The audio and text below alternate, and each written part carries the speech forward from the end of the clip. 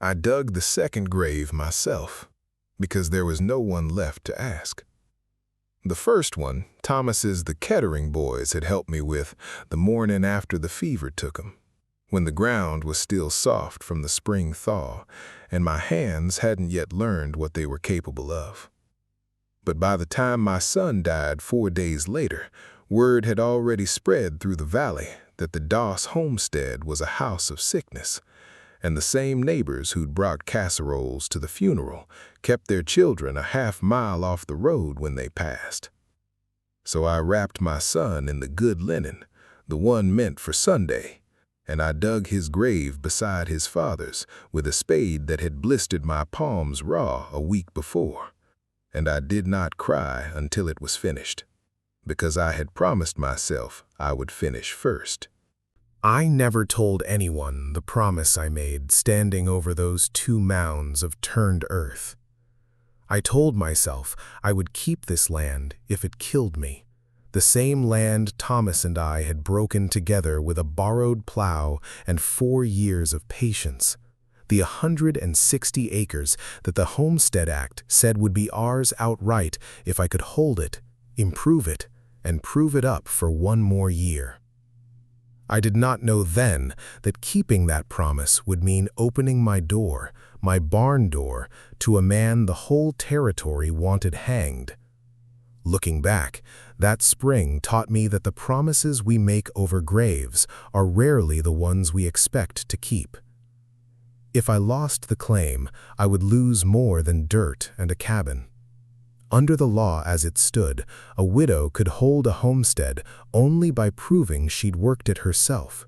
5 years of building and planting with nothing but her own 2 hands to show the land office.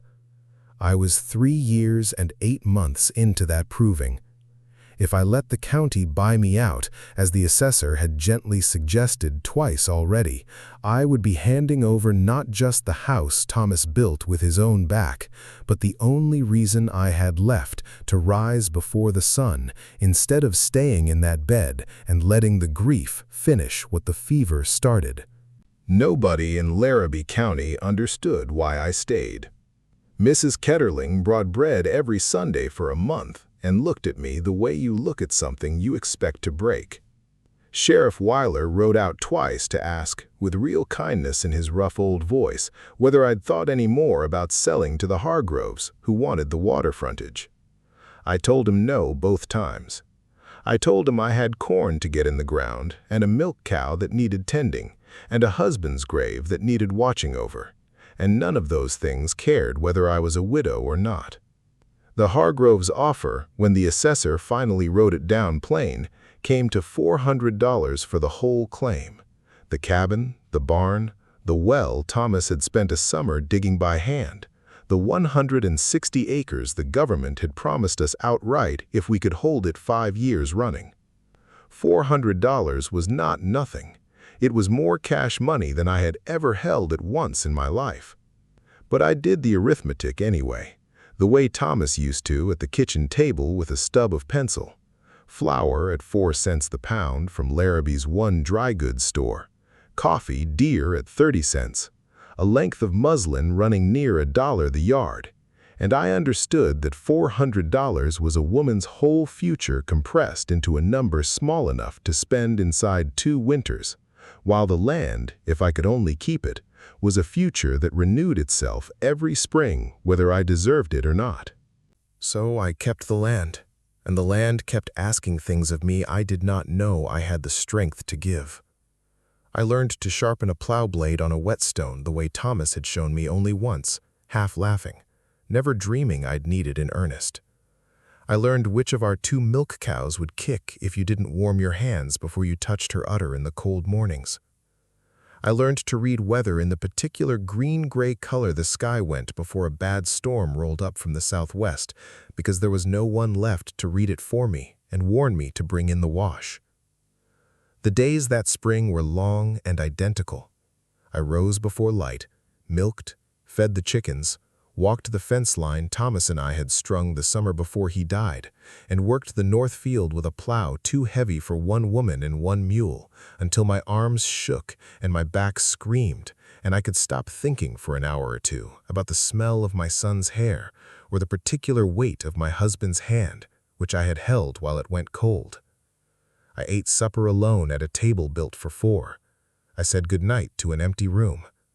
I told myself this was proving up the land, but some nights I understood it was proving something else, that I could still be a person who did things even after doing the worst thing a mother and wife can be asked to do, which is bury both in the same week and keep breathing afterward. The flood came in the last week of April. 3 days of rain that turned the Platte from a lazy brown ribbon into something that ate at its own banks. I remember standing at the window on the second night, watching lightning split the sky over the cottonwoods, thinking the storm might take the barn roof clean off, the way it had the Hendersons 2 years back. I did not think, not for one moment, that it would bring me a man. The dog heard him before I did, old Samuel, who I'd named for reasons I could never say aloud to anyone, barking low and steady from the direction of the barn sometime past midnight. I took Thomas's shotgun down from over the door, the way I'd taught myself to since being alone meant being the only thing standing between my land and whoever might want to take it, and I crossed the yard in the mud and the rain with my nightdress soaked through by the time I reached the barn door. He was on the floor by the stalls, half in the straw, one arm flung out like he'd been trying to crawl toward the light of my lantern before his strength gave out. Blood had soaked clean through his shirt at the shoulder, dark and spreading, mixed with rain and mud until I couldn't tell how much of what covered him was his own. His face was gray. His lips moved without sound. I stood there with the shotgun raised and my heart going so hard I could feel it in my throat, and every instinct in me said to turn around, walk back to the house, bar the door, and let whatever happened to him happen without my hands in it. I had already buried 2 people that spring. I did not think I had it in me to lose a third, even a stranger's life I hadn't asked to hold. But then he opened his eyes, gray-blue, glassy with fever already starting, though I didn't know that yet, and he said one word, clear as anything, before his eyes rolled back. Mary. Not my name, not a plea, a name that wasn't mine, spoken like a man saying the last true thing he had left in him. I don't know why that word was what moved me. Maybe because I understood something about a person's last thought going to someone they loved instead of themselves. Maybe because I had spent a week watching Thomas's lips move the same way, shaping words for people who couldn't hear him anymore. Whatever the reason, I set the shotgun against the stall rail, and I knelt down in the straw and the blood, and I put my hand against the wound to stop what I could of the bleeding, and I said out loud, to no one, to the barn, to the rain. Well, there goes proving up alone. I did not sleep that night. I cut away his shirt with the kitchen shears and found the bullet had gone clean through the meat of his shoulder without touching bone, which the town's one doctor, had he been anything less than 2 days' ride distant through flooded roads, would have called a mercy. I packed the wound with what clean linen I had left after burying my son in the good sheet, and I boiled water on the barn's cold hearth because I dared not move him to the house yet, not knowing who he was or who might come looking.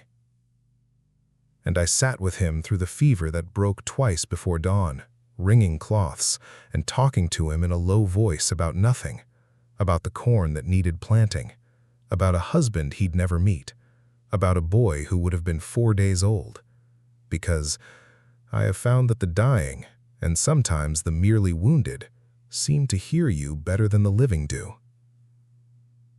By morning, the fever had broken enough that his eyes opened and stayed open, and he looked at me, at the shotgun now propped within my reach, at my dress stained with his blood, at the barn around him with the particular wariness of a man who has learned that kindness usually comes with a price attached.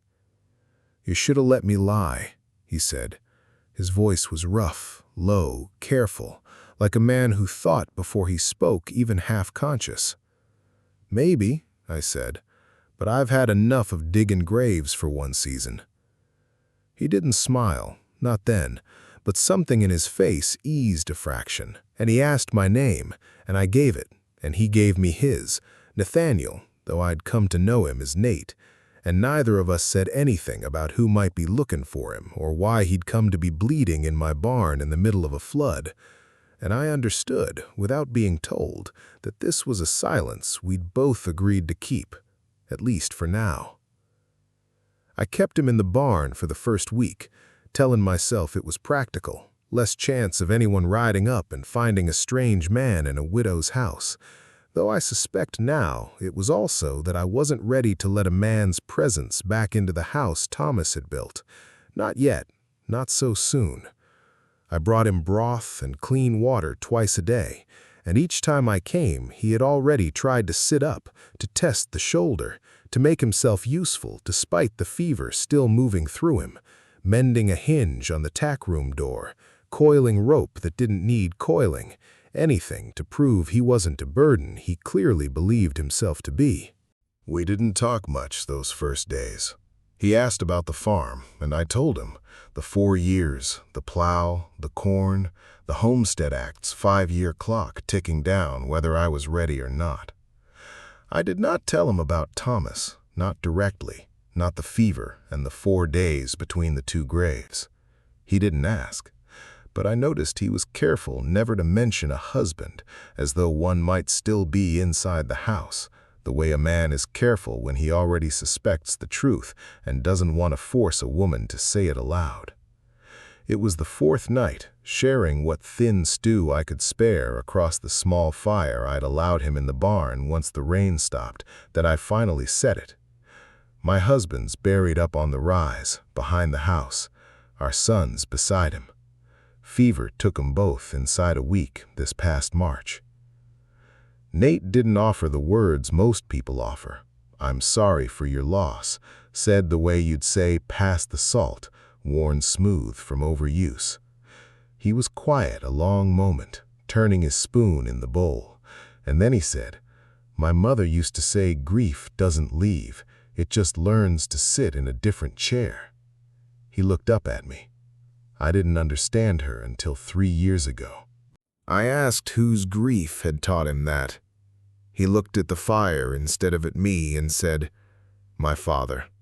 Longer story than tonight's that room for."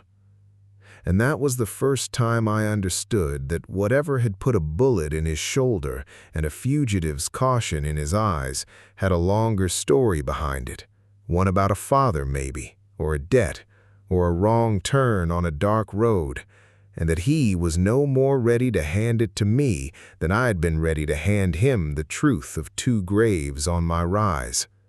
There were small things I noticed in that first week that told me more about him than any story he might have offered.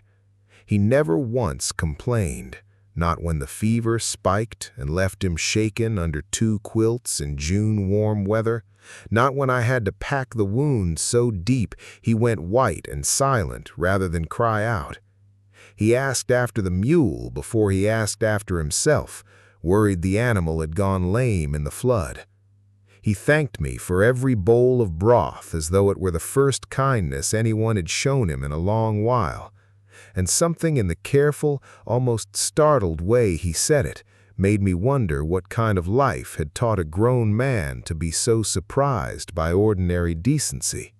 I sent word into town through the Ketterling boy, careful and vague, that I'd need extra provisions, more flour, more linen, a bottle of the laudanum the dry goods store kept behind the counter for $2, which I could ill afford but paid for anyway, because a man's fever breaking clean mattered more to me by then than $400 ever could. I told myself this was simple charity, the kind any decent soul owed another human creature bleeding in a barn. I did not let myself examine, not yet, why I found reasons to sit with him past the point his wound required tending, why I brought 2 cups of coffee out to the barn each morning instead of 1, and then feigned surprise when I remembered I'd have to drink mine standing up beside him instead of alone at my own kitchen table. By the 2nd week, the shoulder had healed enough that he moved without wincing, and I'd have been a liar to say I hadn't started listening for his boots on the porch steps in the evening the way I used to listen for Thomas's. I told myself it meant nothing. A farm runs better with 2 sets of hands than 1. That was all, I told myself, watching him mend the fence line I hadn't had the strength to repair alone, watching him work the north field beside me with a rhythm that matched mine within a day, as though we'd always plowed together.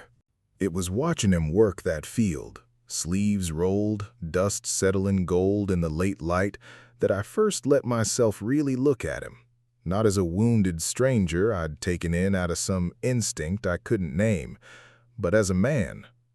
Sun had darkened the skin at his throat where the collar fell open. There was a steadiness in how he moved, unhurried even in labor, the same steadiness I'd heard in his voice that first delirious night. I caught myself thinking that Thomas, who'd been a good man but a nervous one, quick to worry over weather and prices, would have liked him, would have liked the quiet way Nate set his jaw and simply did the next necessary thing without complaint. I felt something twist in my chest at the thought, guilt braided so tight with something else I couldn't separate the two. He caught me watching. Neither of us looked away as quick as we should have. "Eliza," he said my name like he was testing whether he had a right to it. I set down the hoe. "You don't owe me your history for a bowl of stew and a barn floor." "I think I do," he said, "considering what might ride up your road looking for me." He told me pieces that evening, sitting on the porch step with the sun going down red over the fields we'd worked together. A rancher's son named Silas Pruitt, dead. A shooting the whole county had already decided was murder before any trial could say otherwise, because the dead man's father owned half of Larrabee County, and the men who wore badges in 3 towns owed him favors. Nate said he hadn't meant to kill anyone, said there was more to it than what the wanted bill described, said his sister Mary's name belonged somewhere in the story too, though he stopped short of telling me where, his jaw working like a man chewing on words he wasn't ready to spend. "I opened my mouth to tell you all of it," he said later, low, almost to himself.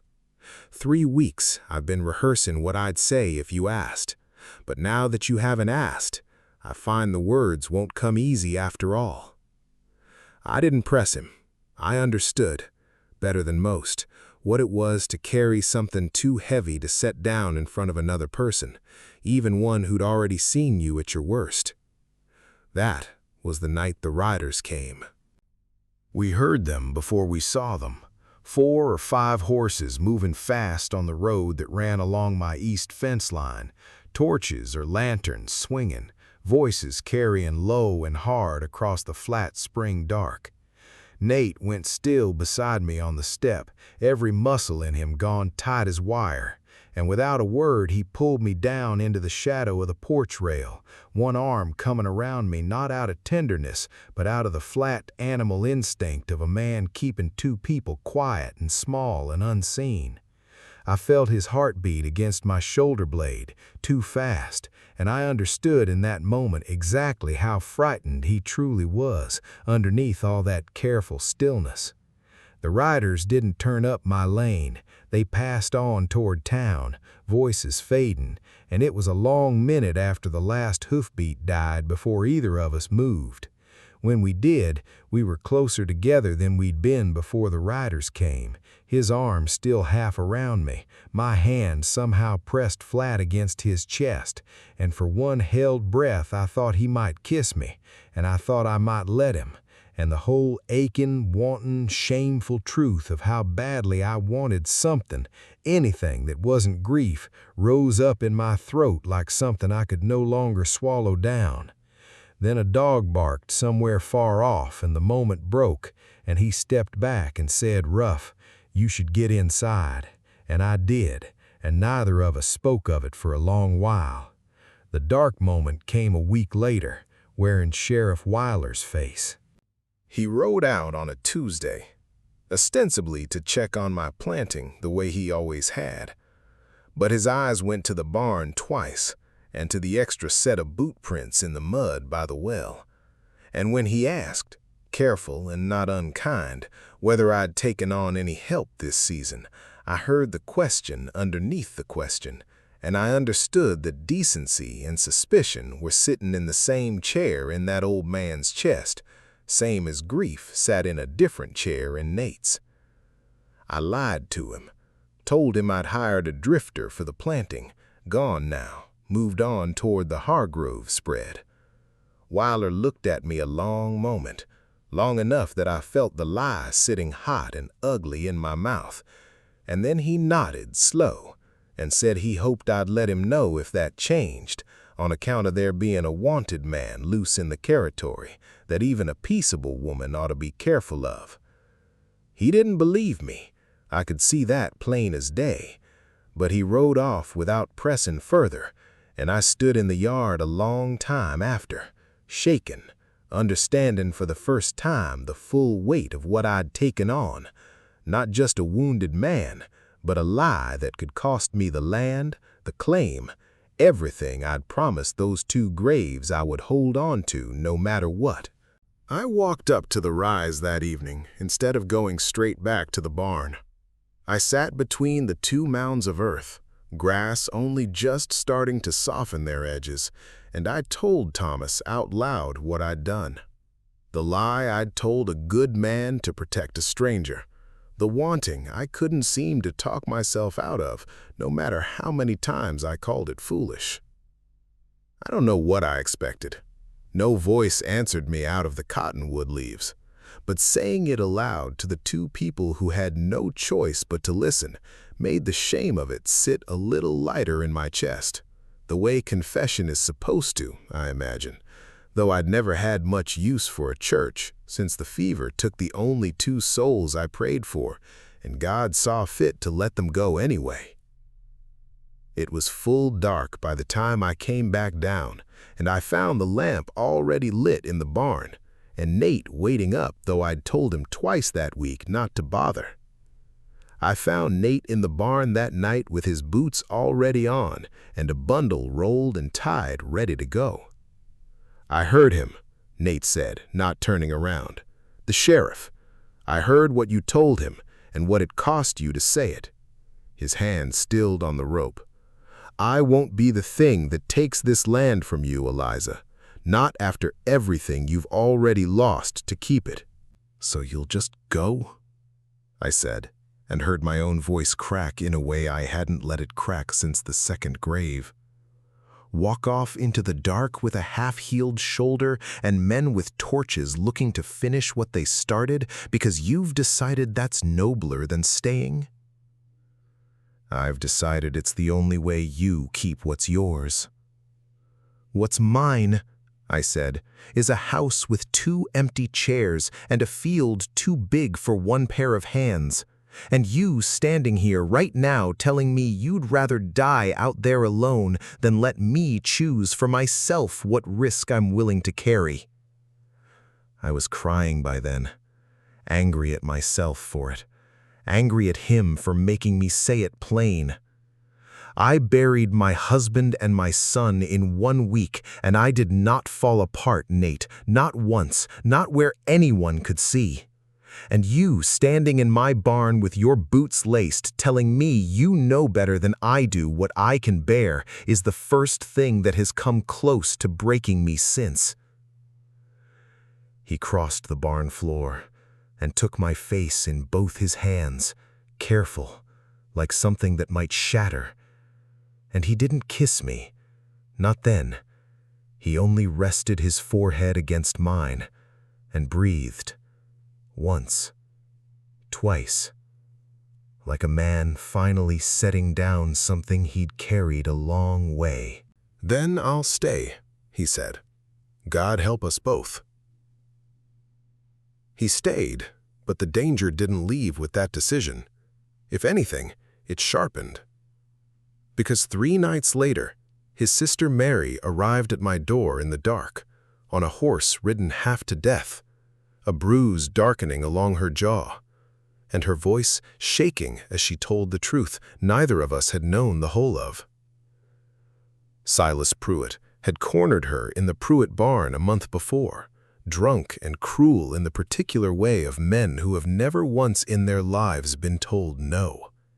Nate had come looking for her when she didn't return from delivering eggs, had found Silas with his hand over her mouth, and in the struggle that followed, a struggle Mary swore before God had been nothing but her brother defending her, the gun had gone off, and old man Pruitt had decided, before any lawman could even ride out to look, that the story the county would hear was murder, plain and simple, committed by a hired hand with nothing to protect his name. There was a witness, Mary said, one of Pruitt's own ranch hands, a man named Coy, who'd seen the whole thing from the loft and had said nothing out of fear for his own position, until guilt and whiskey loosened his tongue in a Larrabee saloon 2 nights back, where half the town heard him say Nate Cole hadn't murdered anybody, he'd only done what any brother would. I didn't sleep that night, weighing what I knew against what I was afraid of. By morning, I had made a decision that surprised even myself. "I'm riding to town," I told Nate, saddling my own mare before the sun was fully up. "I'm going to find Sheriff Weiler, and I'm going to tell him what I know and what Mary knows, and I'm going to ask him, as a woman he has ridden out to check on twice a month since my husband died, to do the one decent thing this county has never once done for you. Listen before it hangs a man." "Eliza." Nate caught my arm, real fear in his face, the kind of fear that wasn't for himself. "If this goes wrong, then it goes wrong with me standing beside you instead of hiding behind a lie in my kitchen," I said.